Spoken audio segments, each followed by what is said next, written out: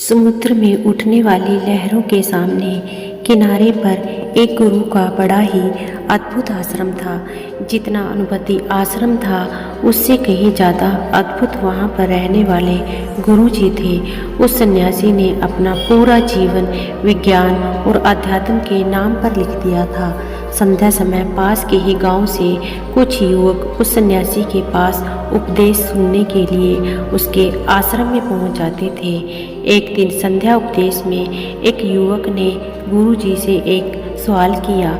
उसने कहा कि गुरुदेव, मेरा मन बड़ा ही विचित्र है। मैं बार बार अपने आप से बोलता हूँ कि ये गलती मैं इस बार नहीं करूँगा, लेकिन हर बार मैं वही गलती दोबारा से दोहरा देता हूँ। सोचता हूँ कि अतीत में जो गलतियाँ मुझसे हुई हैं उनके लिए मैं पश्चाताप न करूँ, लेकिन मेरा मन हमेशा पीड़ा से भरा रहता है।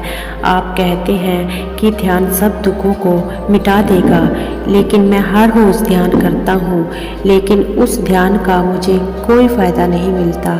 ऐसा क्यों होता है? मैं क्या करूँ? कृपया करके मेरा मार्गदर्शन करिए। सन्यासी ने सबकी समस्या सुनते हुए उनका हल बताना शुरू किया। उन्होंने कहा कि शुरुआती ध्यान सबसे ज़्यादा कठिन होता है, क्योंकि शुरुआत में व्यक्ति के मन को आदत नहीं होती। वो इधर उधर भागता है, दौड़ता है, अतीत की बातों को याद करता है, लेकिन ध्यान एक जगह पर नहीं लगा पाता है। प्राचीन समय में जब भी कोई शिष्य अपने गुरु के पास ध्यान सीखने के लिए आता था तो वो उस गुरु को ब्रह्म मुहूर्त में ध्यान लगाने के लिए कहा करते थे, क्योंकि ब्रह्म मुहूर्त सृजन का समय होता है। इस समय सारी प्रकृति एक नए दिन की शुरुआत करती है। पक्षी पेड़ों पर कलरव करने लगते हैं और मुर्गे भांग देने लगते हैं। कमल खिल उठता है और पूरी प्रकृति एक सौंदर्य से भर जाती है। प्राचीन शास्त्रों के अनुसार 24 घंटों को 30 मुहूर्त में बांटा गया है, जिसमें हर एक मुहूर्त 48 मिनट का होता है। ब्रह्म मुहूर्त की शुरुआत सूर्य उदय से 1 घंटा 36 मिनट पहले हो जाती है। अलग अलग ऋतुओं में सूर्य उदय का समय अलग अलग होता है। इसी प्रकार ब्रह्म मुहूर्त का समय भी अलग अलग ऋतुओं के हिसाब से अलग अलग होता है। गर्मियों के दिनों में अगर सूर्य 6 बजे उदय हो रहा है तो ब्रह्म मुहूर्त की शुरुआत इससे 1 घंटा 36 मिनट पहले यानी कि 4:24 पर हो जाती है। और वहीं पर सर्दियों में सूर्य अगर 7 बजे उगता है तो ब्रह्म मुहूर्त की शुरुआत 5:24 पर हो जाती है। आसान भाषा में अगर बात करें तो 4 बजे से 6 बजे का समय ब्रह्म मुहूर्त का ही समय होता है। ये वो समय होता है जब मंदिर के पट खुल जाते हैं। ऋषि मुनि नदियों में स्नान करने के पश्चात ध्यान साधना में लीन हो जाते हैं। यही वो समय होता है जब कमल भी खिल उठता है, मंदिर के पट खुल जाते हैं। चलिए विस्तार से समझते हैं कि इस समय हमारे शरीर में क्या बदलाव आते हैं।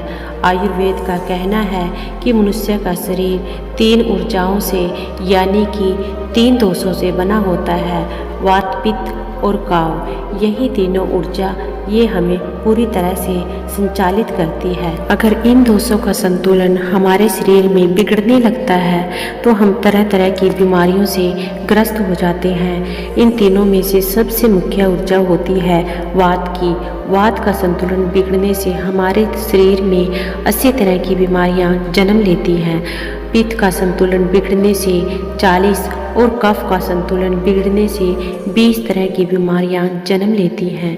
इस प्रकार इन तीनों दोषों में से वात सबसे ज़्यादा महत्वपूर्ण है और वात हमारे शरीर में सबसे ज़्यादा सक्रिय 2 बजे से 6 बजे के बीच में होता है। यानी कि ब्रह्म मुहूर्त से पहले उठने वाले लोगों का वात हमेशा संतुलन में रहता है और इसी वजह से उनका पेट अच्छे से साफ होता है। उन्हें कोई बीमारी नहीं होती है।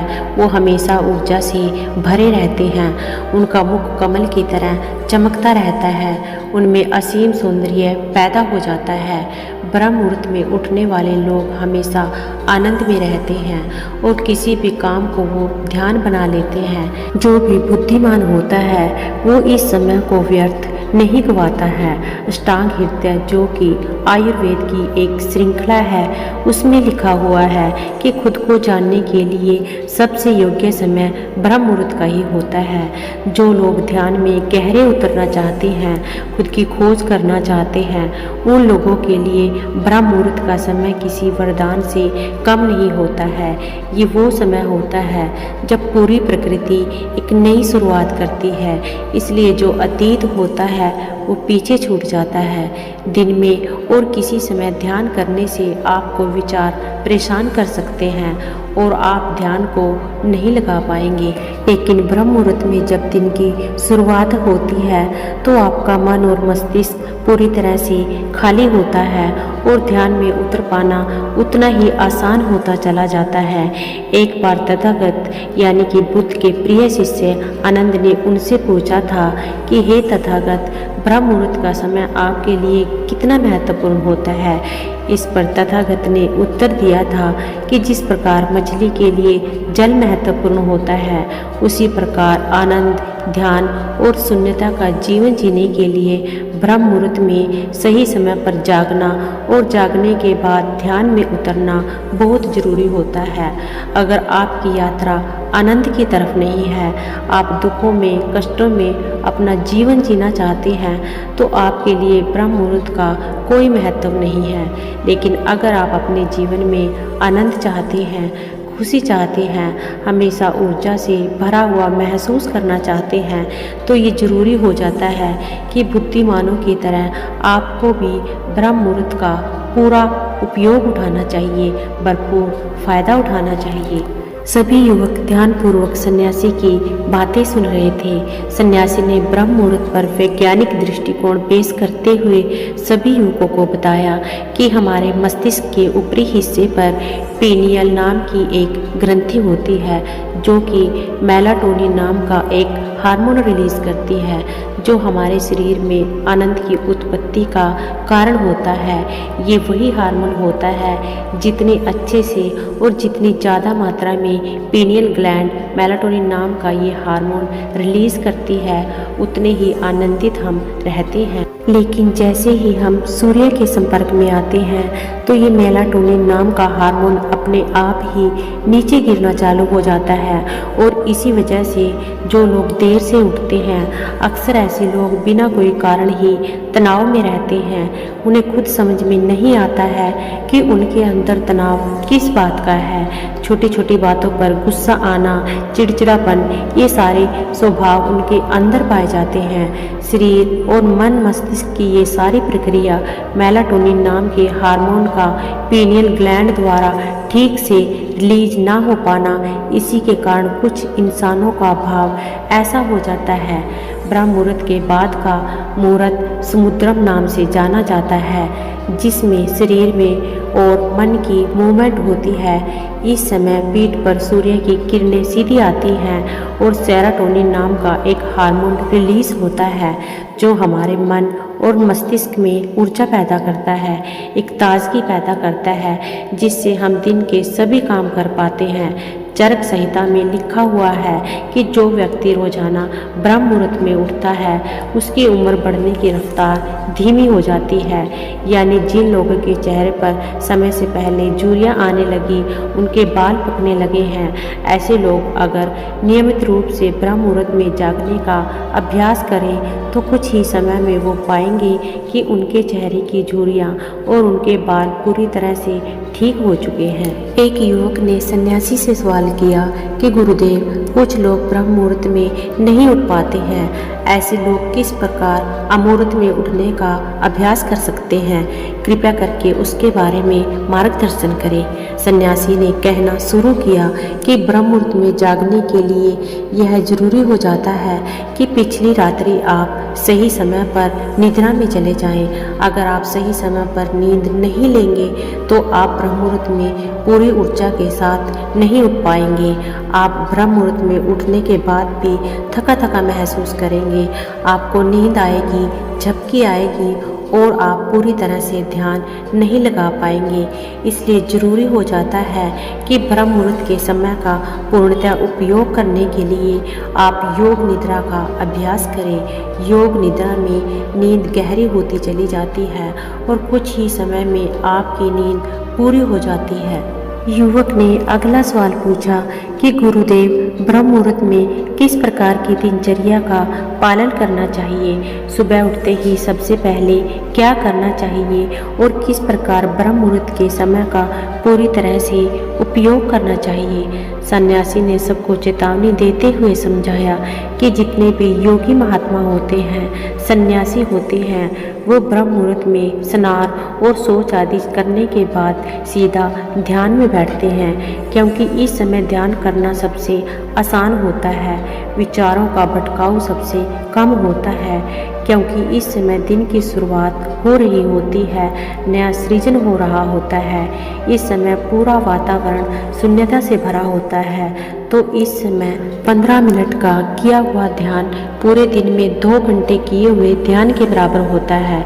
आप सिर्फ 15 मिनट ध्यान करने के बाद वही अनुभव कर पाएंगे जो एक योगी, एक सन्यासी और एक महात्मा, जो एक गुरु गहरे ध्यान में जाने के बाद अनुभव करता है। तो सबसे पहले ब्रह्म मुहूर्त में उठने के बाद स्नान और शौच इत्यादि करने के बाद सीधे ध्यान में प्रवेश कर लें। कोई भी ध्यान आप कर रहे हो, किसी भी प्रकार का ध्यान आप कर रहे हो, इससे कोई मायने नहीं है। जिसका भी आप पालन करते हो उसका ब्रह्म मुहूर्त में उठते ही पालन करने का अभ्यास करें और कुछ ही समय बाद आप खुद ही ये अनुभव करेंगे कि आप कितने गहरे आनंद को प्राप्त कर चुके हैं।